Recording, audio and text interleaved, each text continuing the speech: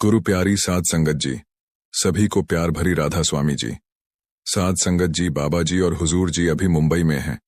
आज सुबह बाबा जी और हुजूर जी ने फैमिली के साथ मुंबई के एक पीवीआर में मूवी देखी। साध संगत जी, अभी हाल ही में एक नई फिल्म रिलीज हुई है जिसका नाम इमरजेंसी है। ये फिल्म 27 के दशक में उस समय की सरकार द्वारा लगाई गई इमरजेंसी पर आधारित है। आज बाबा जी ने हुजूर जी और कुछ पारिवारिक मित्रों के साथ इस फिल्म को मुंबई में देखा। अब बाबा जी और हुजूर जी इंदौर पहुंच चुके हैं क्योंकि बाबा जी का इंदौर में भंडारा होने जा रहा है। साध संगत जी, आइए अब हम बात करते हैं कि बाबा जी के अंदर से दर्शन कैसे हो सकते हैं। सब कहते हैं कि बाबा जी नामदान देने के बाद ही हमारे कर्मों का निपटारा करवाते हैं और हम पर बख्शीश करते हैं। लेकिन आज हम आपको एक ऐसे सच के बारे में बताने जा रहे हैं जिसमें आपको पता लगेगा कि बाबा जी में इतनी ताकत है कि वह बिना नामदान के ही सिर्फ अपनी दया भरी दृष्टि से हमारे कर्म कटवा सकते हैं और हमें अंतर्मुखी होकर दर्शन दे सकते हैं। लेकिन साध संगत जी, यह सब बाबा जी की मौज पर निर्भर करता है। बाबा जी जिस पर ऐसी कृपा करनी होती है उसे अपनी तरफ ऐसे खींचते हैं जैसे चुंबक लोहे को खींच लेता है। आज का वीडियो उन भाई बहनों के लिए बहुत उपयोगी रहेगा जिन्हें अंदर से बाबा जी के दर्शन कभी नहीं हुए। इसलिए वीडियो को अंत तक जरूर सुनना चाहिए, तभी आपको कुछ लाभ मिल पाएगा। साध संगत जी, जो बात आज हम आपको बताने जा रहे हैं उसमें बाबा जी ने एक जानवरों के डॉक्टर नेकचंद के कर्म उसे नामदान दिए बिना ही कटवा दिए थे। और बाबा जी ने नेकचंद पर ऐसी रहमत की कि बिना ज्यादा कोशिश किए ही बाबा जी ने उसे अंदर से दर्शन दे दिए। यह जानवरों के डॉक्टर, जिसका नाम नेकचंद था, उसका एक छोटा सा जानवरों का अस्पताल डेरे से 25-26 मील दूर हुआ करता था। लेकिन इतनी नजदीक रहने के बाद भी नेकचंद को डेरे के बारे में कुछ ज्यादा पता नहीं था। यह उस समय की बात है जब डेरा बहुत विकसित भी नहीं हुआ था। एक बार नेकचंद के अस्पताल में उस इलाके का सबसे रईस आदमी अपने घोड़े का इलाज करवाने के लिए आया। वह रईस आदमी बार बार अपने मुंह से बोल रहा था, शुक्र है मेरे सद्गुरु, तेरा शुक्र है। जब रईस आदमी बार बार ऐसा बोल रहा था तो नेकचंद ने पूछा, आप भगवान को छोड़कर गुरु का शुक्र कर रहे हो? गुरु में और हम जैसे आम इंसानों में भला क्या फर्क होता है? रईस आदमी हंस पड़ा और कहने लगा, नेकचंद जी, क्या आपने कभी ऊपर वाले को देखा है? नेकचंद ने कहा, देखा तो नहीं, लेकिन सब मानते तो हैं। रईस आदमी कहने लगा, नेकचंद जी, ऊपर वाला खुद कभी धरती पर नहीं आता। वह धरती पर हम जैसों का उद्धार करने के लिए गुरु को भेज देता है। गुरु ऊपर वाले का ही एक रूप होते हैं। अगर कभी आपको समय मिले तो दरिया किनारे बसे डेरे में जाना और वहां के गुरु के दर्शन करके आना। और अगर गुरु ने सच में आपको अपनी तरफ खींचना होगा तो आपके कदम अपने आप डेरे की तरफ चल देंगे। रईस आदमी की बातें नेकचंद के दिल में घर कर गईं, लेकिन नेकचंद ने इस बारे में ज्यादा नहीं सोचा और अपने काम में लग गया। लेकिन रात को जब नेकचंद सोने लगा तो उसे रईस आदमी की बातें याद आने लगीं। लगभग 1 महीने बाद नेकचंद एक दिन दोपहर के बाद अस्पताल से निकला और डेरे की तरफ जाने वाले एक साधन में बैठ गया। उस साधन ने नेकचंद को दरिया के किनारे छोड़ दिया। अब नेकचंद को समझ नहीं आ रहा था कि डेरा है कहां। नेकचंद दरिया किनारे चलता जा रहा था और बहुत देर चलने के बाद भी जब डेरा न दिखा तो नेकचंद दरिया किनारे बैठ गया। तब तक अंधेरा हो चुका था। इसी बीच नेकचंद ने देखा कि दरिया में से एक नाव वाला इसी ओर आ रहा है। नेकचंद ने नाव वाले से पूछा, यहां एक गुरु का डेरा है, वह कहां है? नाव वाला कहने लगा, जी, वह डेरा तो दरिया के उस पार है। मैं अभी वहां से ही सवारी को छोड़कर आ रहा हूं। नेकचंद कहने लगा, तुम मुझे भी वहीं छोड़ आओ। नाव वाला कहने लगा, इस समय बहुत रात हो चुकी है और यहां जंगली जानवर घूमते हैं, अभी जाना ठीक नहीं। नेकचंद ने पूरे विश्वास के साथ नाव वाले से कहा, भाई, अगर यहां के गुरु में सच में शक्ति है और उसने मुझे अपनी ओर खींचा है तो मुझे कुछ नहीं होगा। तुम मुझे दरिया के उस पार छोड़ दो, इसके बाद तुम्हारा काम खत्म। नाव वाले ने पैसे लिए और नेकचंद को दरिया के उस पार छोड़ दिया। अब रात के 11 बज चुके थे और नेकचंद डेरे के अंदर दाखिल हो गया। डेरे में उस समय महाराज सावन सिंह जी की सरकार थी। नेकचंद महाराज जी की कोठी के पास पहुंच गया तो एक सेवादार ने नेकचंद को रोककर पूछा, कौन हैं आप और इतनी रात में यहां क्या कर रहे हैं? नेकचंद कहने लगा, मुझे आपके गुरु से मिलना है। सेवादार को यह सुनकर गुस्सा आ गया। वह कहने लगा, यह समय है महाराज जी से मिलने का, चलो जाओ यहां से, महाराज जी इस समय आराम कर रहे हैं। ये बात नेकचंद को बहुत बुरी लगी। जैसे तैसे करके नेकचंद ने वह रात डेरे में काटी और सुबह सुबह 4 बजे डेरे से निकलकर वापस अपने अस्पताल में पहुंच गया। वह सोचने लगा, जिसके सेवादार इतने गुस्से वाले हैं वह गुरु खुद कैसा होगा। ऊपर वाले का शुक्र है जो मैं सही सलामत वापस लौट आया, क्योंकि ये जो गुरु होते हैं ये काला जादू जानते हैं और हम जैसे भोले भाले लोगों को वश में कर लेते। उस दिन से नेकचंद ने डेरे जाने का और गुरु के दर्शन करने का ख्याल मन से निकाल दिया और अपने काम में लग गया। कुछ दिन बाद वही रही। 7वीं बार फिर से नेकचंद अस्पताल में आया और फिर से सतगुरु का शुक्र करने लगा। नेकचंद से इस बार रहा न गया और वह कहने लगा, जी आप किसका शुक्र कर रहे हैं? उनके सेवादारों को तो बोलने तक की तमीज नहीं है। यह बात सुनकर रईस आदमी समझ गया कि नेकचंद ढेर होकर आया है। रईस आदमी कहने लगा, सतगुरु ने आपकी परीक्षा ली और आप परीक्षा में फेल हो गए। ये सब तो गुरु की परीक्षा लेने के अंदाज होते हैं और आप वहां से वापस लौट आए। आप मेरे साथ चलिए। पहली बार नेकचंद ने मना कर दिया, लेकिन रईस के दोबारा कहने पर नेकचंद मान गया और रईस आदमी के साथ डेरे पहुंच गया। उस समय महाराज जी सत्संग फरमा रहे थे तो ये दोनों भी वहां जाकर बैठ गए। सत्संग के बाद महाराज जी ने इशारे से नेकचंद को अपने पास आने को कहा, लेकिन नेकचंद को लगा कि महाराज जी रईस आदमी को बुला रहे हैं, क्योंकि वह उस इलाके का सबसे रईस इंसान था। महाराज जी ने जब दोबारा इशारा किया तो रईस आदमी नेकचंद से कहने लगा, महाराज जी मुझे नहीं, आपको बुला रहे हैं। नेकचंद उसी समय महाराज जी के पास चला गया। नेकचंद ने देखा कि महाराज जी के सामने एक किताब रखी हुई है।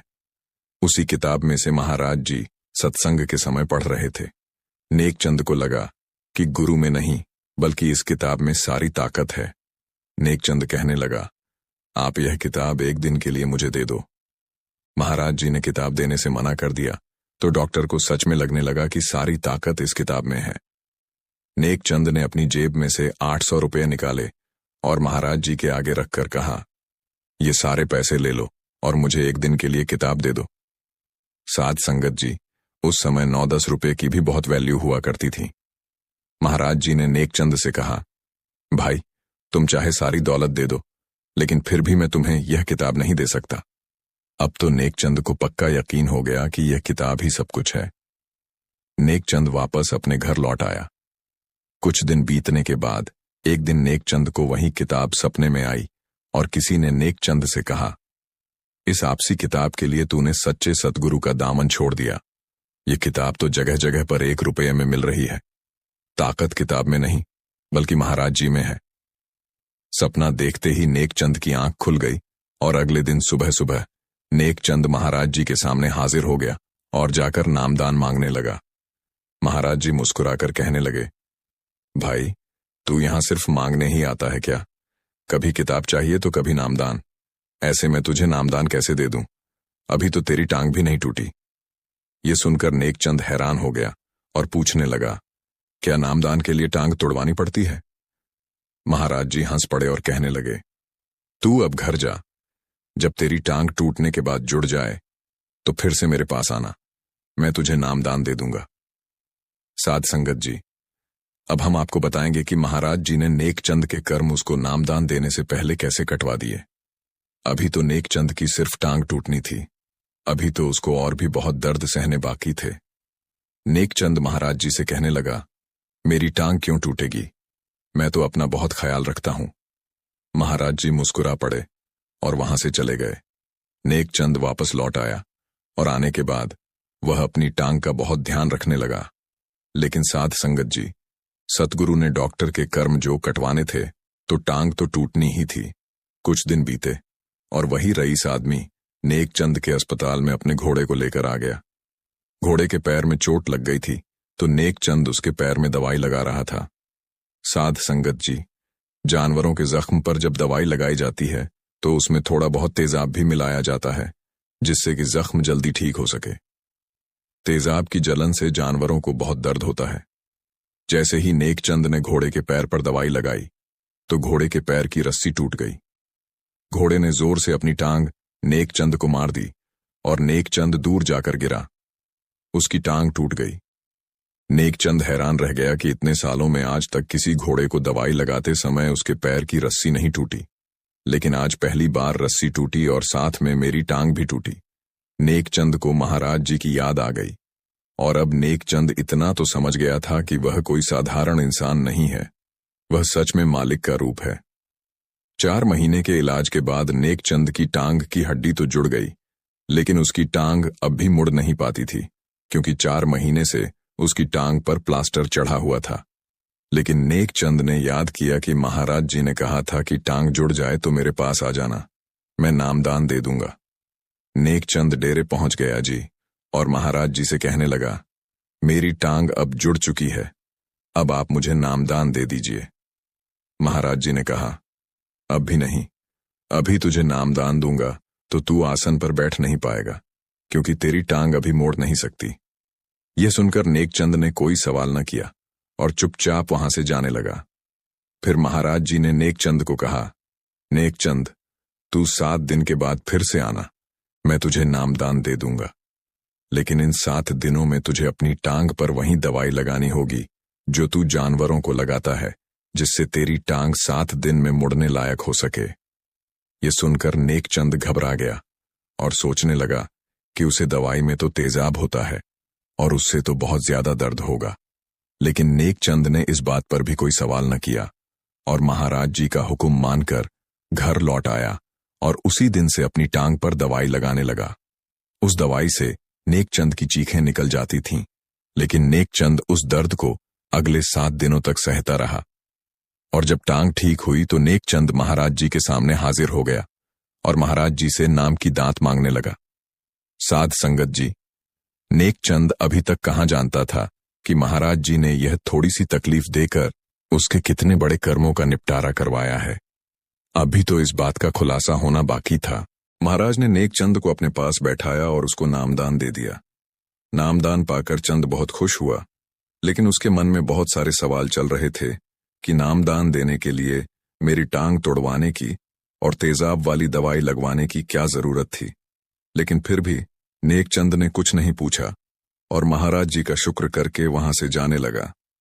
लेकिन महाराज जी तो जानी जान थी। महाराज जी समझ गए कि नेक चंद के मन में क्या सवाल चल रहे हैं। महाराज जी ने कहा, नेक चंद, तेरे मन में उठ रहे सवालों का जवाब तुझे आज रात को मिल जाएगा। आज रात को भजन सिमरन पर बैठ जाना, तुम्हें तुम्हारे सवालों के जवाब मिल जाएंगे। नेक चंद ने गुरु का हुक्म सुना और घर लौट आया। उस रात नेक चंद समझाए गए तरीके से भजन सिमरन पर बैठ गया और महाराज जी की ऐसी कृपा हुई कि नेक चंद की सूरत पहले ही दिन चढ़ गई और नेक चंद को उसके सवालों के जवाब भी मिल गए। महाराज जी ने बताया, नेक चंद, तेरे कर्मों के हिसाब से तुझे लाइलाज बीमारी होनी थी, जिसके चलते तूने कई सालों तक तड़पना था। लेकिन मालिक ने तेरे कर्म सिर्फ एक टांग टूटने से और 7 दिन तक तेजाब की जलन देकर ही खत्म करवा दिए और मालिक ने तुझे अपने लायक बना दिया। अपने सवालों का जवाब पाकर नेक चंद बहुत हैरान रह गया और नेक चंद ने इतनी भजन बंदगी की जो दूसरों के लिए उदाहरण बनी थी। और एक दिन नेक चंद मलिक में समा गया। साध संगत जी, इसीलिए शुरुआत में मैंने कहा था कि संत महात्मा जब मौज में आ जाए तो नामदान देने से पहले ही हमारे कर्मों का निपटारा करवा देते हैं, और संतों की मौज हो जाए तो पहले दिन से ही हमारी रूहानी तरक्की होने लगती है। लेकिन संत यह सब काम करते सिर्फ उन्हीं के साथ हैं जो संतों के बाड़े में रहते हैं। संतों की करनी पर सवाल नहीं उठाते। जो संतों के कहने में रहते हैं, संत उन लोगों पर ऐसी कृपा कर देते हैं कि उन्हें भजन सिमरन में बहुत ज्यादा मेहनत नहीं करनी पड़ती और सब कुछ उनके सामने हाजिर हो जाता है। लेकिन साध संगत जी, यह बात मुझे आपको बताने की जरूरत नहीं कि आज हम सब बाबा जी के कितने कहने पर रहते हैं। कोई विरला ही ऐसा होगा जो गुरु के हुक्म में होगा। हम तो गुरु की करनी पर ही सवाल खड़े कर देते हैं। जिस दिन से हम अपने आप को पूरी तरीके से गुरु को सौंप देंगे, उस दिन से हमें चिंता करने की जरूरत ही नहीं पड़ेगी। गुरु को सौंपने का मतलब है कि गुरु चाहे दुख दे या खुशी दे, हमें तो उसकी रजा में राजी रहना होगा। तेरा भाणा मीठा लागे। साध संगत जी, अक्सर सद्गुरु महाराज फरमाते हैं कि इस सृष्टि का हर एक क्षण उस परमपिता परमात्मा की रजा में बंधा हुआ है। उसने जो भी समय बनाया है वह अपने आप में शुभ और पवित्र है। आज की साखी इसी सीख को उजागर करती है। जो भक्तगण शुभ मुहूर्त और समय का इंतजार करते हैं, उन्हें सद्गुरु क्या संदेश देते हैं, यह आज हम इस साखी के माध्यम से जानेंगे। तो आइए बड़े ही प्रेम और श्रद्धा के साथ आज के इस साखी का सुनते हैं और सद्गुरु की अमृतवाणी को अपने जीवन में उतारने का प्रयास करते हैं। साध संगत जी, यह बात उस समय की है जब बड़े ही महान और कृपालु सद्गुरु हुआ करते थे। सद्गुरु दीनदयाल जी अपनी मौज में एकांत में विराजमान थे। उन्हीं दिनों एक सेवक शेर सिंह नामक सत्संगी था, जिसकी सद्गुरु के प्रति गहरी श्रद्धा और प्रेम था। वह अपने जीवन का हर कार्य सद्गुरु से पूछकर ही किया करता था। सद्गुरु जो भी आज्ञा देते, वह उसे बिना किसी सवाल के पूरी निष्ठा से निभाता था। साध संगत जी, उस दिन का समय शाम का था। सद्गुरु ध्यान में मग्न थे और बाहर कई भक्तजनों की संगत उनके दर्शनों के लिए प्रतीक्षा कर रही थी। उन्हीं में शेर सिंह की पत्नी भी शामिल हो गई, ताकि उन्हें भी सद्गुरु के दर्शन प्राप्त हो सके और वह सद्गुरु से कुछ मार्गदर्शन प्राप्त कर सके। तो साध संगत जी, यह साखी हमें यह बताती है कि एक सच्चे भक्त की लगन और विश्वास कैसा होना चाहिए और सद्गुरु की खोज में हमें किस प्रकार समर्पण भाव से रहना चाहिए। आइए इस साखी को और विस्तार से श्रवण करते हैं। और जब सद्गुरु दीनदयाल अंतर्ध्यान होकर बाहर आए और संगत को दर्शन दिए, तो सद्गुरु ने संगत को दोनों हाथ जोड़कर प्रणाम किया और संगत के बीच बैठ गए। तो वहां पर जो संगत मौजूद थी, वह अपने अपने प्रश्न सद्गुरु के आगे रख रही थी। कुछ अभ्यासी अपने निजी मामले सद्गुरु से साझा कर रहे थे और कुछ अभ्यासी रूहानियत के बारे में उनसे प्रश्न कर रहे थे। तो सद्गुरु बहुत ही अच्छे तरीके से जवाब देते हुए संगत से बातें कर रहे थे। तो जब शेर सिंह की पत्नी ने उन्हें सद्गुरु से अपनी बेटी की शादी का शुभ मुहूर्त पूछने के लिए कहा, तो वह अंदर ही अंदर डर रहा था, क्योंकि शेर सिंह यह बात जानता था कि सद्गुरु तो हमें इन सब बातों से निकालते हैं, लेकिन हम फिर भी इन बातों में पड़ जाते हैं। जब भी कोई अच्छा काम करना होता है, तब हम इन बातों में पड़ जाते हैं, पूछताछ करनी शुरू कर देते हैं। तो शेर सिंह सद्गुरु से बात करने से डर रहा था, लेकिन उसकी पत्नी पीछे से उसे बोल रही थी कि आपको सद्गुरु से अपनी बेटी की शादी का शुभ मुहूर्त पूछना चाहिए कि किस दिन हम अपनी बेटी की शादी रखें। तो साध संगत जी, शेर सिंह की सद्गुरु से यह सवाल करने की हिम्मत नहीं हुई, तो उनकी पत्नी आगे बढ़कर सद्गुरु से पूछने लगी कि सच्चे पातशाह, हमारी बेटी की शादी है। हम आपसे इसी बारे में पूछने आए हैं कि हम किस दिन अपनी बेटी की शादी की तारीख पक्की करें। हम आपसे शुभ मुहूर्त जानने आए हैं, जिस दिन हमारी बेटी की शादी होगी, क्योंकि लड़के वालों ने हमें तारीख बताने को कहा है। तो हम इसी बात को लेकर चिंता में पड़े हुए हैं कि कौन सा दिन शादी के लिए रखा जाए। तो कृपया हमें बताएं कि कौन सा शुभ मुहूर्त है, जिस दिन हम अपनी बेटी की शादी कर सकें। तो साध संगत जी, उस बीवी की बात सुनकर पहले तो सद्गुरु कुछ नहीं बोले, लेकिन कुछ देर चुप रहने के बाद सद्गुरु ने अपने एक सेवादार से कहा कि जाओ जंतरी लेकर आओ। तो जैसे ही सद्गुरु ने यह हुक्म दिया, तो वहां पर बैठी संगत ये समझने लगी कि सद्गुरु तो हमें इन सब बातों से निकालते हैं, लेकिन आज सद्गुरु ही इन बातों में पड़ रहे हैं। ये कैसे हो सकता है? लेकिन साध संगत जी, संतों की लीला तो वही जानते हैं, उनकी महिमा वही जाने। हमारा दायरा तो बहुत छोटा है, जो कि उनकी लीला को समझ नहीं सकता। तो जब सद्गुरु ने अपने एक सेवादार को अंदर लाने का हुक्म दिया, तो उसने किसी भी तरह करके स्त्री को सद्गुरु के हाथ में दे दिया। तो सद्गुरु उसे देख रहे थे और सभी संगत की निगाहें सद्गुरु पर थीं कि सद्गुरु क्या कहने वाले हैं। तो वहां पर बैठे शेर सिंह को भी यही लगा कि शायद सद्गुरु शादी की तारीख बताने वाले हैं, और वहां पर बैठे बाकी संगत भी यही समझ रही थीं। तो जब सद्गुरु देखते रहे, तो वहां पर बैठे सत्संगी ने सद्गुरु से सवाल कर दिया, सद्गुरु, आप तो हमें इन सब बातों से निकालते हो और अब आप ही इन बातों में पड़ रहे हो। यह आपकी क्या लीला है? कृपया हमें भी बताएं। तो सद्गुरु ने उस सत्संगी के प्रश्न का जवाब देते हुए कहा कि मैंने यह जंतरी इसलिए मंगवाई है ताकि मैं इस जंतरी में देख सकूं कि इसमें कौन से शुभ मुहूर्त बताए गए हैं और कौन से अशुभ मुहूर्त बताए गए हैं, और जो मुहूर्त अशुभ होंगे, जिनको इस जंतरी ने अशुभ बताया है, मैं सबसे बुरा समय उसमें से देखूंगा ताकि उस समय में मैं अपना कोई काम कर सकूं। तो साध संगत जी, सद्गुरु की यह बात सुनकर सभी संगत हैरान रह गई कि सद्गुरु ये क्या कह रहे हैं, जबकि हम तो कुछ और ही सोच रहे थे। तो वह सत्संगी फिर से सद्गुरु से सवाल करते हैं कि सच्चे पातशाह, हमें कुछ समझ नहीं आया, कृपया आप हमें विस्तार से बताएं कि आप क्या कहना चाहते हैं। सद्गुरु ने उस समय संगत को उपदेश दिया कि भाई, इतनी बार तो सत्संग में समझाया जाता है कि हमें इन सब बातों में नहीं पड़ना, हमें इन सब बातों से ऊपर उठना है और नाम की कमाई करनी है, तब जाकर हम सत्संगी कहलाएंगे। लेकिन हम कहाँ मानते हैं, फिर भी उन्हीं बातों में पड़े रहते हैं जिन्हें हमें नहीं पढ़ना चाहिए। क्योंकि भाई, मालिक के बनाए गए सभी मुहूर्त शुभ ही है। यहां पर शुभ और अशुभ की कोई बात नहीं है। ऐसा कोई भी मुहूर्त नहीं है जो अशुभ हो। क्या वह मालिक हमारे लिए कुछ अशुभ कर सकता है? वह हमारे लिए कोई अशुभ क्यों बनाएगा? उसने तो सब कुछ शुभ ही अशुभ बनाया है, लेकिन फिर भी हम नहीं मानते। हम फिर भी उन्हीं बातों में पढ़ते हैं जिनमें पढ़ने से मना किया जाता है, जबकि ऐसा कुछ भी नहीं होता। मालिक की बनाई गई हर चीज शुभ है। उसकी बनाई गई चीजें भला अशुभ कैसे हो सकती हैं? हमें विचार करने की जरूरत है। और साध संगत जी, सद्गुरु कहते हैं कि मैं इसीलिए इस जंतरी से वह शुभ मुहूर्त ढूंढ रहा था जो कि इसके मुताबिक बताया गया है, ताकि उस अशुभ मुहूर्त में मैं अपना काम कर सकूं और लोगों को भी वही तारीख और मुहूर्त बता सकूं। और यह बात भी सच है कि अगर मैं इनको वह तारीख बता देता तो इन्होंने उसी तारीख को शुभ मानकर सभी कार्य करने थे, क्योंकि इनके अंदर यह विश्वास हो जाना था कि यह तो हमारे सद्गुरु ने हमें दी है, यह तारीख हमारे गुरु ने बताई है, इस तारीख पर कुछ अशुभ हो ही नहीं सकता। जबकि यह किसी भी तारीख को अपनी बेटी की शादी कर सकते हैं, तब भी कुछ अशुभ नहीं होगा, क्योंकि जो उसे याद करके किसी कार्य की शुरुआत करते हैं उनके काम में विघ्न पड़ ही नहीं सकता।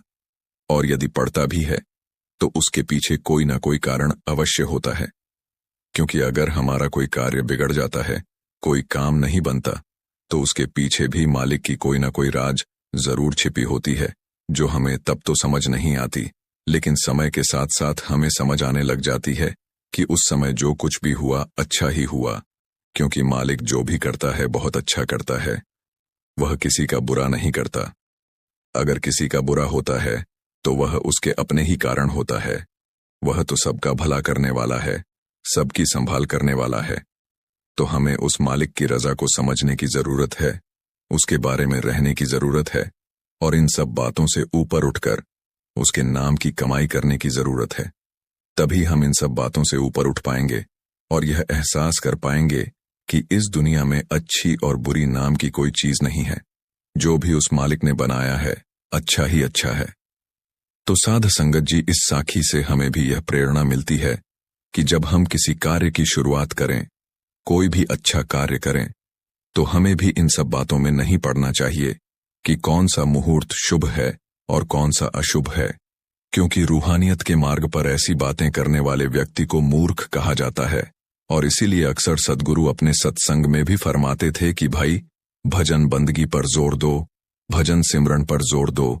जब तुम भजन सिमरन करने लग जाओगे तो फिर तुम ऐसी बातें कभी नहीं करोगे, क्योंकि तुम्हें ज्ञान हो जाएगा कि ऐसा कुछ भी नहीं होता।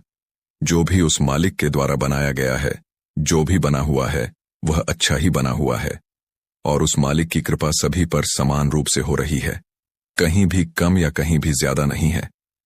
बात तो सिर्फ इतनी है कि बारिश में किसी का बर्तन उल्टा पड़ा होता है, जिसमें बारिश का पानी एकत्रित नहीं हो पाता, और किसी का बर्तन सीधा पड़ा हुआ होता है जिसमें पानी एकत्रित हो जाता है, लेकिन बर्तन के गंदे होने की वजह से भी वह पानी भी गंदा हो जाता है। ऐसे ही हमारी दशा है। उसकी कृपा तो हम सभी पर एक समान हो रही है, लेकिन हम सभी उसकी कृपा के पात्र नहीं बन पाते।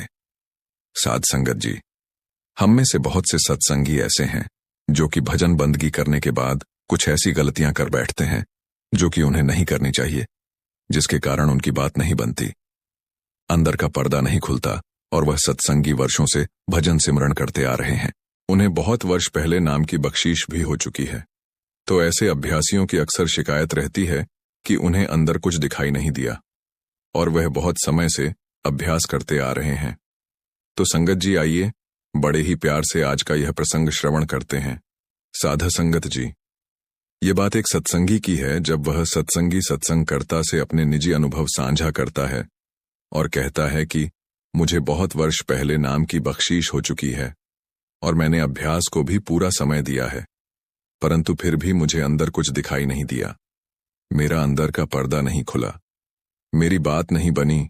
तो कभी कभी मैं परेशान हो जाता हूं कि इतने अभ्यास के बाद भी मेरी कोई बात क्यों नहीं बनती, और मुझे अंदर ही अंदर यह एहसास होने लगता है कि परमात्मा है भी या नहीं। उसकी यह बात सुनने के बाद वह सत्संगकर्ता कहते हैं कि आप ऐसा क्यों सोचते हैं, जबकि आप अपने गुरु का हुक्म निभा रहे हैं और मालिक के नाम को प्रकट करना इतना आसान नहीं है। यह एक कठिन काम है, इसलिए मालिक जिन पर कृपा करता है वही उनसे जुड़ पाते हैं, वही उस मालिक के नाम को प्रकट कर पाते हैं। नहीं तो यह हर किसी के बस की बात नहीं है। और आप जी कहते हैं कि मालिक के नाम को प्रकट करना इतना भी आसान नहीं है जितना हम सोचते हैं। तो हमें निरंतर प्रयास करते जाना है और अपने गुरु के हुक्म को निभाते जाना है। और आप ऐसी बातें मन में क्यों लाते हैं कि मैं इतना अभ्यास करता हूं? आप यहीं पर गलती कर रहे हैं, इसलिए आपकी बात नहीं बन पाती। क्योंकि जब कोई सत्संगी भजन पर बैठता है तो भजन सिमरन करने के बाद उसके मन में यह बात कभी नहीं आनी चाहिए कि मैं भजन कर रहा हूं और मेरे कारण ही भजन सिमरन हो रहा है और जो भी हो रहा है मेरे कारण ही हो रहा है। हमें ऐसा बिल्कुल भी नहीं सोचना है। यह बात अपने अंदर से बिल्कुल निकाल दो कि मैं कुछ कर रहा हूं, और भजन करने के बाद हमें केवल एक बात ध्यान रखनी है कि हमने जितना भी अभ्यास किया है उसको मालिक के चरणों में अर्पित कर देना है। जैसे हम बीज को पृथ्वी को अर्पण कर देते हैं और फिर पृथ्वी उस बीज का पालन पोषण करती है और उससे वृक्ष बनता है, तो ऐसे ही हमें भी अपनी भजन बंदगी को मालिक के आगे अर्पण कर देना है और सब कुछ उस मालिक पर छोड़ देना है। अगर हमने इसे अपने हाथों में रखा तो हमारी बात नहीं बनेगी। जैसे कि अगर हम कहें कि बीज को हमने पृथ्वी में नहीं डालना, हमने अपने हाथों में ही रखना है, तो वह वृक्ष नहीं बन पाएगा, वह हमारे हाथों में ही पड़ा रहेगा और एक दिन सड़ जाएगा। तो हमें ऐसा बिल्कुल भी नहीं करना है। हम जितनी भजन बंदगी करते हैं, जितना भी नाम जपते हैं, उसको कुल मालिक के आगे अर्पण करना है, और ऐसा करने से हमारा मन निर्मल होता है और वह सत्संग करता जी फरमाते हैं कि मुझसे कुछ सत्संगी सवाल करते हैं कि हमारा मन भजन सिमरन में नहीं लगता, हमारा ध्यान नहीं लगता। तो आप कहते हैं कि ऐसा कैसे हो सकता है कि जब हम बैठे तभी हमें ध्यान आ जाए या फिर हमारा मन भजन सिमरन में लग जाए? इसके लिए तो हमें प्रयास करना होगा, मेहनत करनी होगी, तब जाकर हमारा मन लगने लगेगा और अंदर से रस आना शुरू होगा और फिर ध्यान आना शुरू होगा। लेकिन हम में से कुछ सत्संगी इस बात को समझ नहीं पाते हैं। वह कहते हैं कि जब हम बैठे तभी हमारा ध्यान लग जाए और हमारा मन सिमरन में लग जाए, जबकि ऐसा नहीं हो सकता। हम दिन के 23 घंटे दुनियादारी को देते हैं, दुनिया को देते हैं, तो हम ये बात सोच भी कैसे सकते हैं कि हम एक ही घंटा बैठे और हमारा मन सिमरन में लग जाए? ऐसा कैसे हो सकता है?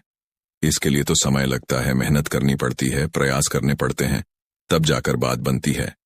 संगत जी, यदि कोई कहे कि मुझे फल पहले चाहिए, बीज को मैं बाद में दूंगा, ऐसा होना संभव नहीं है, क्योंकि पहले तो हमें बीज को पृथ्वी में डालना पड़ता है और फिर जाकर उसका वृक्ष बनता है, फिर जाकर उसे फल मिलते हैं। तो ऐसे ही रूहानियत का यह मार्ग है।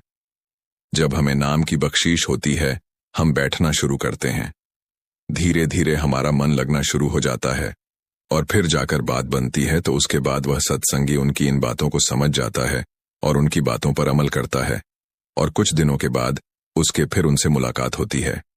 और जब दोबारा उसकी मुलाकात उन सत्संगकर्ता जी से होती है जो कि कमाई वाले होते हैं, वह दौड़ा दौड़ा उनके पास आता है और कहता है कि ज्ञानी जी, मेरी तो बात बन गई, जैसा आपने कहा था मैंने वैसा ही किया। मैंने अपने अंदर से यह बात निकाल ही दी कि मैं कुछ कर रहा हूं, और मैंने सब कुछ मालिक को अर्पण कर दिया, और उसी से मेरी बात बनने लग गई। मेरा यह निजी अनुभव है कि मैं अभ्यास में लीन था, और मेरा सर छत को जाकर लग रहा था, उससे टकरा रहा था, और मुझे ऐसा लग रहा था कि मैं उड़ रहा हूं। यह अनुभव मेरे लिए बिल्कुल अनूठा था, और मैं यह देखकर घबरा भी गया। मैं इसी के बारे में आपसे बात करने आया हूं कि मेरे साथ ऐसा क्यों हुआ। तो उसकी यह बात सुनकर वह सत्संगकर्ता जी कहने लगे कि ऐसा अभ्यासियों के साथ होता है। जब वह भजन बंदगी पर बैठते हैं तो उनकी सुरत ऊपर उठना शुरू हो जाती है, लेकिन जमीन नीचे खींचती है। जो पृथ्वी है वह हर चीज को अपनी तरफ खींचती है। जब अभ्यासी भजन बंदगी में लीन होता है तो उसकी सुरत ऊपर की तरफ चढ़ती है और उसका नीचे से नाता टूट जाता है, और उस समय अभ्यासी को घबराना नहीं चाहिए। इसलिए सत्संग में अक्सर फरमाया जाता है कि इन बातों को हजम करना सीखो, लेकिन हम इन्हें हजम नहीं कर पाते। अब जो तुम्हें अनुभव हुआ वह इसलिए हुआ कि तुमने अपने अंदर से यह बात निकाल दी कि मैं कुछ कर रहा हूं, और तुमने अपने मालिक के चरणों में सब कुछ अर्पित कर दिया, और तुम्हारी बात बन गई। और इसके आगे तुम्हारे साथ कुछ और अनुभव होंगे। उसके लिए भी तुम्हें सावधान रहना चाहिए, क्योंकि जब अंदर नाम प्रकट हो जाता है तो उसे संभाल पाना हर किसी के बस की बात नहीं होती। जब मालिक का नाम अभ्यासी के अंदर प्रकट होने लगता है तो उसके पूर्व कर्मों का सफाया होने लगता है। तो जब उसके कर्मों का सफाया होने लगता है तो अभ्यासी को लगता है कि उसकी मृत्यु होने वाली है, जैसे कि वह भी कर्मों के साथ खत्म हो रहा है, जबकि उस समय हमारे कर्मों का सफाया हो रहा होता है। यह ऐसा ही है जैसे कि एक व्यक्ति का फिर से जन्म हो रहा होता है।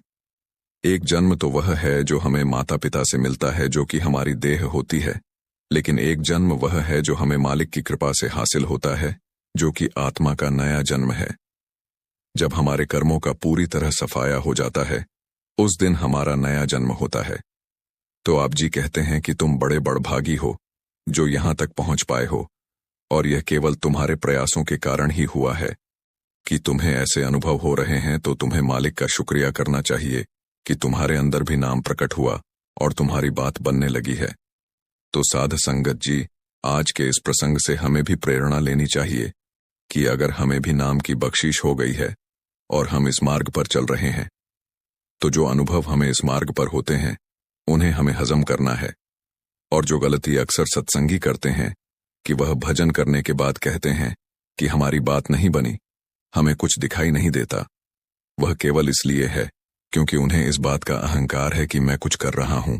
और जब यह अहंकार अंदर से चला जाता है कि मैं कुछ कर रहा हूं, उसी दिन हमारी बात बनने लगती है, हमारा सफर शुरू हो जाता है और हमें अंदरूनी अनुभव होने लगते हैं।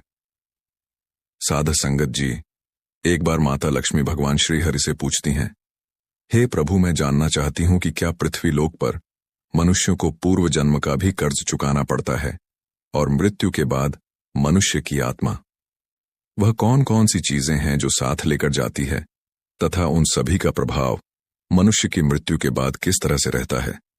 तब मुस्कुराते हुए भगवान श्री हरि विष्णु कहते हैं, हे देवी, आज आपने जो प्रश्न किए हैं वह समस्त मानव जाति के कल्याण हेतु अत्यंत महत्वपूर्ण है। हे देवी, यह सत्य है कि इंसान को अपने पूर्व जन्म का कर्ज अवश्य ही चुकाना पड़ता है, और मृत्यु के बाद भी कुछ ऐसी चीजें हैं जो आत्मा के साथ में ही रहती हैं, और उनका प्रभाव मनुष्य के दूसरे जन्म पर भी पड़ता है। तब मां लक्ष्मी पूछती हैं, हे प्रभु, यह कैसा कर्ज होता है जो अगले जन्म में भी चुकाना पड़ता है, और वह कौन सी चीज है जो अगले जन्म में भी प्रभाव डालती है। फिर भगवान श्रीहरि कहते हैं, देवी, आज मैं आपको इसी विषय में एक कथा सुनाता हूं। आप इस कथा को ध्यान से पूरा सुनेंगे तो आपको आपके सभी प्रश्नों के उत्तर अवश्य ही मिल जाएंगे कि पूर्व जन्म का कर्ज क्यों चुकाना पड़ता है। इस कथा का श्रवण करने मात्र से ही आपके जीवन में सुख संपत्ति और धन की वर्षा होगी, इसलिए इसे पूरा ध्यान से जरूर सुने। हे माता लक्ष्मी, आज जो भी इस पवित्र कथा का श्रवण कर रहा है, आप उनके ऊपर अपना आशीर्वाद सदैव बनाए रखना, उनके जीवन की सभी मनोकामनाएं पूर्ण करना। आगे भगवान श्रीहरि कहते हैं, हे लक्ष्मी, एक समय की बात है, विदर्भ देश में सुरेश नाम का एक ब्राह्मण रहता था। और उसकी पत्नी का नाम रूपाली था। वह अत्यंत गरीब घर में जन्मा था, लेकिन वह अत्यंत बुद्धिमान और मेहनती था। जब वह निर्धन था तब उसे धन की अधिक लालसा नहीं थी, लेकिन अपनी मेहनत के जोर पर जैसे जैसे उसके पास धन का संग्रह होने लगा, तब वह दिन रात उसे धन को बढ़ाने की चिंता में डूबा रहता था। उसकी पत्नी रूपाली भी धन की अत्यधिक लालची स्त्री थी। आप तो जानते ही हैं कि धन की तृष्णा ऐसी होती है जो बढ़ते धन के साथ साथ बढ़ती ही जाती है। सुरेश अब ऐसा सोचता था कि काश उसे कोई ऐसी युक्ति मिल जाए जिससे कुछ ही दिनों में धन में हजारों गुना बढ़ोतरी हो जाए है। लक्ष्मी पहले वह धन को चंचल और हाथ का मैल समझता था और कहता था, धन का क्या है, वह तो हमेशा आता जाता रहता है। लेकिन तब वह मूर्ख था। अब उसकी आंखें खुल गई थीं और वह धन का अत्यधिक संग्रह करने लगा। उस धन से दान धर्म आदि करने लगा तथा वह साधु और महंतों की सेवा में लगाता था। पहले उसकी की ईश्वर में बड्डी ही श्रद्धा थी, किंतु समय बीतने के साथ साथ धन के लालच की भड़कती हुई ज्वाला ने उसके अन्य सभी सद्गुणों को भी जला दिया। धन की लालसा ने उसकी अंतरात्मा को हमेशा के लिए नष्ट कर दिया। पहले जब भी स्वदेश के द्वार पर कोई साधु महात्मा आते तो उसका मुख फूलों की तरह खिल उठता था, परंतु अब आदर सत्कार के समय मुख पर निराशा और मायूसी ही रहती थी। दोस्तों, भगवान श्रीहरि कहते हैं, एक बार की बात है, संध्या का समय था। स्वदेश के द्वार पर एक साधु आकर रुका और बोला, हे पुत्र, मैं एक यात्री हूं और आगे हरिद्वार को जाना है। आज की रात बिताने के लिए साधु को स्थान मिल जाए तो अच्छा होगा। मैं बड़ी ही आशा से आपके द्वार पर आया हूं। उस साधु का मुख संतोष की मूर्ति था, आंखों में अमृत और मुंह में शहद सी मिठास, जिस कारण से स्वदेश का हृदय भक्तिभाव से भर गया। वह उन्हें प्रणाम करते हुए बोला, जरूर महात्मा जी, आपकी सेवा करना तो मेरा परम धर्म है। तब वे साधु मुस्कुराते हुए कहते हैं, बेटा, आजकल के समय में तुम्हारे जैसे भक्तिभाव वाले पुरुष कहीं विरले ही मिलते हैं। इस संसार से धर्म का भाव ही जैसे उठ गया है। इस प्रकार से साधु के मुख से अपनी प्रशंसा सुनकर सुरेश का हृदय खिल उठा। उसको ऐसा प्रतीत हुआ मानो उसे स्वर्ग में ही स्थान मिल गया हो। उसके होठों पर शब्द आ ही गए थे, लेकिन उन्हें दबा दिया और उनसे कहा, महाराज, अगर हम आप जैसे संतों की सेवा नहीं करेंगे तो इस मानव जीवन का क्या लाभ। ऐसा कहते हुए सुदेश उन महात्मा को अपने घर के अंदर ले गया। जब उन्होंने घर में प्रवेश किया तब सुदेश ने उनके स्वागत सत्कार में कोई कमी नहीं छोड़ी। खाने के लिए स्वादिष्ट भोजन बनवाया, नाना प्रकार की मिठाई बनवाई। उसके बाद दाल और सब्जियों में इतना घी डाला जैसे नदी की धारा में जल बहता है। भले ही सुरेश उन महात्मा को इतने पौष्टिक आहार देने के पक्ष में नहीं था, लेकिन महात्मा की बातों में कुछ ऐसी शक्ति थी कि उसके वर्षों पुराने विचार चंद पलों में बदल गए। जैसे सूखी धरती पर एक दिन की बारिश से हरियाली छा जाती है। इस भक्ति भाव से महात्मा का दिल खुश हो गया। रात भर बातें होती रहीं, ज्ञान और भक्ति की चर्चाएं चलती रहीं। अंत में सुदेश ने पूछा कि महात्मा जी, आप साधु कैसे बने? साधु ने हंसकर उत्तर दिया, बेटा, बुढ़ापा आ गया है, अब क्या सारी उम्र गृहस्थी में ही फंसा रहूंगा। कुछ हरिभजन भी तो करना चाहिए। ईश्वर कृपा से बहुत धन कमाया है। मेरे 4 पुत्र हैं और एक कन्या भी है। अब सारी धन दौलत उन्हें बांट दी है और अब तीर्थ यात्रा को जा रहा हूं। फिर कुछ समय के पश्चात सुरेश ने साधु की तरफ देखा और पूछा, तो क्या आपने अपना सब कुछ बच्चों को दे दिया या अपने पास भी कुछ रखा है? तभी साधु ने उत्तर दिया, बेटा, मेरे हाथ में जो यह लाठी देख रहे हो, यह अंदर से खोखली है। इसमें मैंने 500 स्वर्ण मुद्राएं डाल रखी हैं। यात्रा में कभी कभी धन की आवश्यकता भी पड़ जाती है। ये कहते कहते साधु को नींद लग गई, लेकिन सुरेश की आंखें जाग रही थीं। यह सारी बातें उसकी पत्नी रूपाली ने भी सुन ली थीं। अब रात्रि का पहला पहर बीत गया था। वह बार बार महात्मा की लाठी को देख रहा था और मन ही मन कुछ सोच रहा था। अब उसके अंदर लोभ लालच की माया का संचार हुआ, किंतु उसकी अंतरात्मा इस घृणित कार्य को करने से रोक रही थी। लेकिन वही मन की दुरात्मा स्वर्ण मुद्राएं पाने की जिद पर अड़ गई। कुछ समय तक इस संघर्ष में ही उसके मन का बुरा हाल हो चुका था कि तभी उसकी पत्नी उसके पास आकर बैठ जाती है और कहती हैं, स्वामी, आप किस गहरी चिंता में डूबे हैं? क्या आप भी वही कुटिल मंशा से सोच रहे हैं जो मैं सोच रही हूं? इस महात्मा ने तो अपनी खूब सेवा करवा ली है, अब इन्हें कुछ तो हर्जाना भरना पड़ेगा। तब सुरेश कहता है, रूपाली, मेरे मन में बड़ी ही दुविधा हो रही है। हमारा कर्तव्य है कि अतिथि की सेवा करें, किंतु अगर हम उनके धन को चुराते हैं तो पाप होगा। शायद हमें ऐसा नहीं करना चाहिए। तभी उसकी पत्नी कहती है, अजी आप कैसे फिजूल की बातें कर रहे हो? इस महात्मा की उम्र ढल चुकी है और क्या पता कब यह लुढ़क जाए। वैसे भी अब यह अनाथ है और अपना अंतिम समय बिताने हेतु हरिद्वार जा रहे हैं। आप अपने मन को मत रोको और इन स्वर्ण मुद्राओं को ले लो। मुझे लगता है ईश्वर भी यही चाहते हैं। इसी कारण से यह महात्मा यहां पधारे हैं और जो बात सबसे गुप्त रखनी चाहिए उसे ही आपको बता दी है। तब सुरेश कहता है, ठीक है। भगवान श्रीहरि आगे कहते हैं, हे लक्ष्मी, अंततः लोभ ने धर्म को हरा दिया। सुरेश ने लाठी उठाई, पर उसके हाथ पैर कांप रहे थे। उसकी अंतरात्मा ने एक बार फिर से बड़बड़ाना शुरू किया, लेकिन लोभ के दृढ़ हाथों ने उसे दबा दिया। तभी सुरेश और रूपाली ने लाठी खोली और उसमें से स्वर्ण मोहरों को निकाल लिया और उनकी जगह सामान्य लोहे के सिक्के भर दिए। अगले दिन प्रातः सुबह महात्मा सुरेश और उसकी पत्नी की विनम्रतापूर्वक आज्ञा लेकर स्नान आदि करके अपनी अगली यात्रा के लिए तैयार हो गए। किंतु अभी भी सुरेश का दिल धड़क रहा था। उसे डर था कि कहीं साधु को शक ना हो जाए। इस ख्याल से उसका चेहरा पीला पड़ता जा रहा था। लेकिन महात्मा को इस बात की कोई खबर ही नहीं थी। वह तो हंसते हुए बातें कर रहे थे और रात की मेहमान नवाजी के लिए बार बार धन्यवाद दे रहे थे। अपितु जाते समय सुरेश ने कहा, महात्मा जी, मेरे यहां संतान नहीं है। कृपया भगवान श्री कृष्ण से प्रार्थना करें कि उनके जैसी ही हमारे यहां संतान हो जाए। वैसे तो हम पापी हैं, हमारी प्रार्थनाओं का कोई असर नहीं हो सकता, किंतु आप तो महात्मा हैं, भगवान आपकी बात जरूर सुनेंगे। तभी मंद मुस्कान के साथ महात्मा ने उत्तर दिया, सुनेंगे या नहीं यह तो वही जाने, लेकिन मैं तुम्हें आशीर्वाद देता हूं कि भगवान श्री कृष्ण तुम्हें संतान दे। इतना कहकर वे महात्मा वहां से चले गए। अब जैसे सुरेश के सिर से एक बड़ा बोझ हट गया था। उसे ऐसा लगा जैसे महात्मा के जाने के साथ ही उसके दिल से एक पत्थर हट गया हो। किंतु वे दोनों पति पत्नी इस चोरी के फल से नहीं बच सकते थे। यह बात सुदेश का मन और मस्तिष्क भी अनुभव कर रहा था, परंतु वह इस चोरी के प्रकट होने से बहुत डरता था। चोरी का प्रकट होना प्रत्यक्ष था, किंतु उसका फल भविष्य के किसी पर्दे में चुपचाप छिपकर सही अवसर की प्रतीक्षा में था। मनुष्य वर्तमान समय के सामने भविष्य की परवाह नहीं करता है।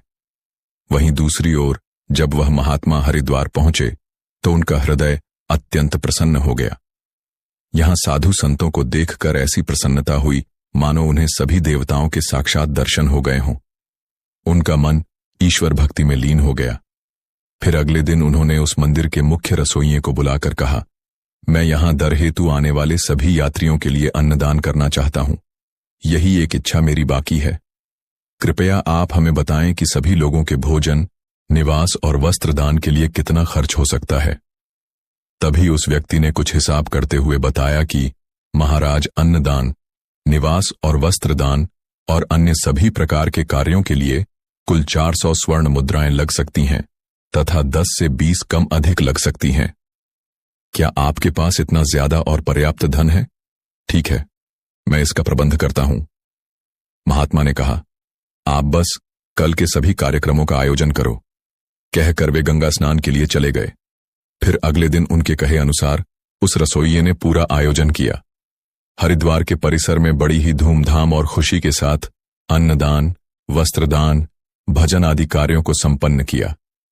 वहां मौजूद सभी लोग देखकर खुशी से कहने लगे, महात्मा स्वयं गरीब होकर कितने उदार हैं, और जिनके पास धन की कोई कमी नहीं होती वे व्यर्थ के दिखावे में लुटा देते हैं, परंतु धर्म की राह पर एक कौड़ी भी खर्च नहीं करते। यह एक नेक दिल मनुष्य है जिसने अपना धर्म समझा और धर्म के सामने धन का मुंह नहीं देखा। अपनी प्रशंसा सुनकर महात्मा की खुशी का कोई ठिकाना न रहा। उनका हृदय आनंद से प्रसन्न हो रहा था, किंतु दूसरी ओर उसका भाग्य रो रहा था। जब संध्या हुई, महात्मा ने अपने कमरे का दरवाजा बंद किया और लाठी को खोलकर देखा तो लाठी के अंदर लोहे के सिक्कों को देखकर उसका हृदय कांप गया। उसे ऐसा प्रतीत हुआ मानो वह कोई भयानक स्वप्न देख रहा हो। उसे अपनी आंखों पर यकीन नहीं हो रहा था। वह चाहता था कि यह स्वप्न जल्द से जल्द टूट जाए, पर यह कोई ऐसा स्वप्न नहीं था जिससे नींद खुल जाए। उसने बार बार अपनी आंख मल मल कर देखा, पर सिक्के वहीं थे लोहे के। अब उस महात्मा को थोड़ी ही देर में रसोइया को हिसाब करके उनका धन लौटाना था। उसने सोचा, अब क्या होगा। अपमान की छवि उसकी आंखों के सामने खिंच गई। वह कहने लगा, हे प्रभु, आप मुझे क्षमा करें। महात्मा कांपते हुए खड़े हो गए। उन्हें अपमान का ख्याल अपमान से भी ज्यादा डरावना लग रहा था। अब उन्हें इसे सहन करने की शक्ति नहीं थी। वे कुछ देर तक सोते रहे और उन्होंने अचानक से दरवाजा बंद कर लिया और साथ ही उम्मीदों के द्वार भी बंद हो गए। महात्मा ने चारपाई की रस्सियों को निकाला और उन्हें छत से लटका दिया। अब मौत दरवाजे पर खड़ी थी कि तभी महात्मा की अंतरात्मा ने उपदेश दिया। दिमाग ने भी सलाह दी कि यह तुम क्या कर रहे हो। आत्महत्या सबसे बड़ा निंदनीय कर्म है, ऐसा मत करो। पर निराशा ने हर तरफ से हार कर रख दिया। महात्मा का चेहरा मृत व्यक्ति की तरह सफेद पड़ गया था। तब उसने चारपाई पर खड़े होकर अपनी गर्दन में फंदा डाला और कांपते हुए पैरों से चारपाई को ठोकर मार दी। वह महात्मा फांसी पर झूल गया और उसकी मौत हो गई। जहां सुबह बहुत सुखपूर्वक और शांत थी, लेकिन किसे पता था कि शाम इतनी दुखद होगी। कुछ ही समय बाद यह घटना का चारों ओर फैल गई। यह सब देखकर उस रसोइये ने ही महात्मा का अंतिम संस्कार किया और फिर से भगवान का नाम लेकर अपने काम में लग गया। दोस्तों, भगवान श्री हरि आगे कहते हैं, हे लक्ष्मी, वो महात्मा तो मर गए, लेकिन उनका आशीर्वाद अभी भी जीवित था। 1 साल के भीतर ही चोर ब्राह्मण सुदेश के घर में एक पुत्र का जन्म हुआ। इस अवसर पर सुदेश ऐसे प्रसन्न था मानो सारे संसार का धन उसे मिल गया हो। अब तो अंधेरे घर में प्रकाश छा गया था। उसके पैर धरती पर न पड़ते थे। उसने बालक का नामकरण संस्कार बड़े ही धूमधाम से किया। इस उत्सव के अवसर पर एक नगर भोज दिया गया। उस दिन सुदेश ने अपनी सारी जिंदगी की कंजूसी निकाल दी और धन को पानी की तरह बहाया और बालक का नाम आत्मा रखा गया। आत्मा बहुत ही सुशील और भगवान का उपासक बालक था। उसकी तीक्ष्ण बुद्धि देखकर आश्चर्य होता था। लोग कहते थे कि यह कुल का नाम बढ़ाएगा। सुदेश यह सुनकर फूला ना समा आता था। इसी प्रकार 6 वर्ष बीत गए। आत्मा शिक्षा ग्रहण करने हेतु आश्रम में गया। वहां भी उसके गुणों का विकास होने लगा। वह हमेशा अपनी कक्षा में प्रथम आया करता था। सुदेश यह देखकर ईश्वर को धन्यवाद करता था। लेकिन कभी कभी जब उसे उस महात्मा के साथ अपने दुर्व्यवहार की याद आती तो उसके दिल में चुभन होती और उसकी आत्मा पर एक अनजाना सा डर छा जाता था। उसे बार बार अपने ऊपर गुस्सा आता था। वह अक्सर मन ही मन दुखी होते रहता और मन ही मन कहता कि मेरी बुद्धि कैसी खोटी थी, मैंने ऐसी मूर्खता क्यों की। लेकिन बीता हुआ समय उसके हाथ में नहीं आ सकता था। उसने स्वर्ण की 500 मोहरों को एक लाल वस्त्र में बांधकर संदूक में रख दिया और यह निश्चय किया कि वह उस महात्मा को वापस दे देगा। फिर उसने महात्मा की खोज शुरू कर दी। कई लोगों को भेजा, लेकिन वह उस महात्मा तक नहीं पहुंच सका। इतना समय बीत गया कि अब सुदेश उस घटना को भूल गया, परंतु स्वर्ण मुद्राएं अभी भी एक लाल वस्त्र में लिपटी हुई उसी संदूक में पड़ी थीं। दोस्तों, भगवान श्री हरि आगे कहते हैं, हे लक्ष्मी, समय गुजरता गया और अंत में अब 20 वर्ष का हो गया था। साथ ही उसे एक बीमारी ने जकड़ रखा था और आत्मा के इलाज में काफी धन का खर्च हो रहा था। फिर एक दिन अचानक सुदेश अपनी पत्नी रूपाली और बेटे आत्मा के साथ हरिद्वार के लिए निकल पड़ा। वहां पहुंचकर वे एक सराय में ठहरे। वहां सुदेश को पता चला कि उनके बेटे आत्मा का व्यवहार साधुओं जैसा हो रहा है। उसके अंदर वैराग्य आ रहा है। वह दिन रात साधुओं के डेरे में समय बिताता और जब भी किसी दीन दुखी या गरीब को देखता तो उसकी मदद करता था। इसे देखकर सुदेश बहुत परेशान होता था, पर वह कुछ कर नहीं पाता था। आत्मा उसकी इकलौती संतान थी। उसका मुख देखकर सुदेश का क्रोध शांत हो जाता था। वह बहुत सोचता था, परंतु आत्मा के स्वभाव का कारण उसे समझ में नहीं आता था।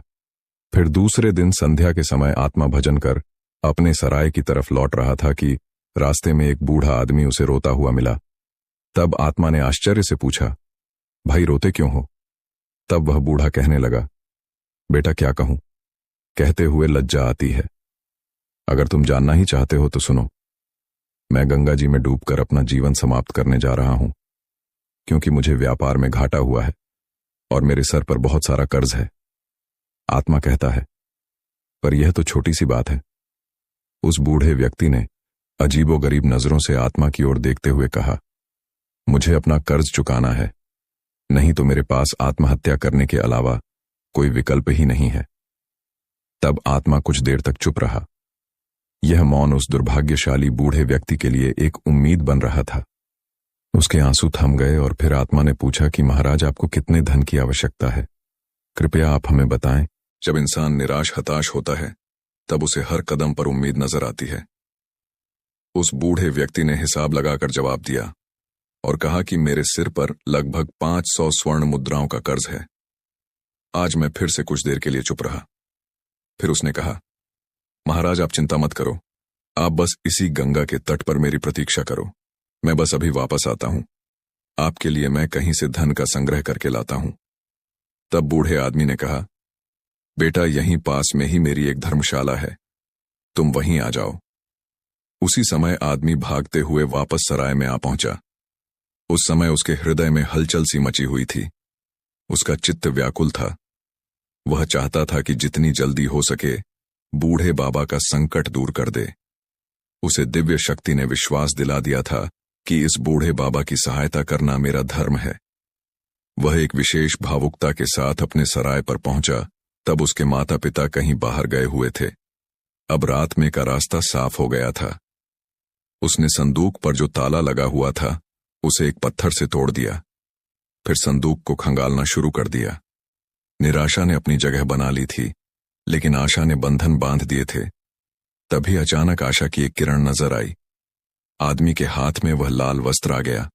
उसने उसे कांपते हाथों से खोला और उसका दिल कमल की तरह खिल उठा।